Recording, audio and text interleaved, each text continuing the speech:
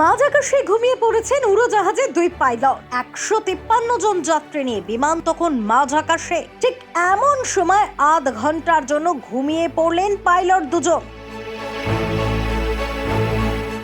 হ্যাঁ, ঠিকই শুনছেন, অদ্ভুত এই ঘটনা ঘটেছে ইন্দোনেশিয়ার বাটিক এয়ারের একটি ফ্লাইটটি দক্ষিণ পূর্ব সুলাভেসি রাজ্যের কেন্দারি থেকে রাজধানী জাকার্তা যাচ্ছিল।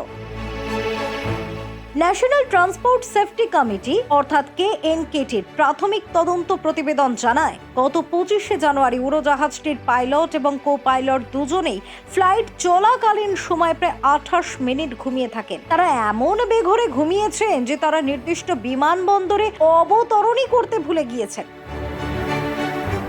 ফার্স্ট অফিসার ক্যাপ্টেনকে ফ্লাইটের আগেই জানিয়েছিলেন যে তিনি পর্যাপ্ত বিশ্রাম না করেই ফ্লাইটে এসেছেন। কেন্দারি থেকে ফ্লাইটটি আকাশে ওড়ার পর ফার্স্ট অফিসার 30 মিনিটের জন্য ঘুমিয়ে পড়েন। পরে নির্দিষ্ট উচ্চতায় যাওয়ার পর ক্যাপ্টেন ফ্লাইট অফিসারকে উড়োজাহাজের দায়িত্ব দিয়ে বিশ্রাম নেন।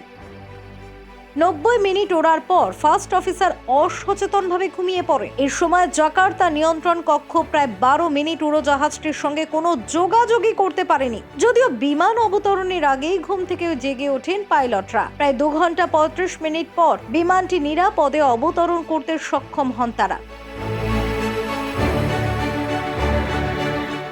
ঘটনাটি ঘটেছে গত সোমবার। এভিয়েশন হেরাল্ড জানিয়েছেন, ইটি 343 ফ্লাইটটি বিমানবন্দরের কাছে এসেও অবতরণ করেনি দেখে তাদের এয়ার ট্রাফিক কন্ট্রোল থেকে সতর্কতা জারি করা হয়েছিল। পাইলটরা যখন ঘুমিয়ে পড়েছিলেন তখন বোয়িং 737 এর অটো পাইলট সিস্টেম উড়োজাহাজটিকে 37,000 ফুট উপরে স্থিতিশীল অবস্থায় রেখেছিলেন। উড়োজাহাজটি পরবর্তী ফ্লাইটের জন্য ওড়ার আগে প্রায় 2.5 ঘন্টা বিমানবন্দরে অবস্থান করেছিল।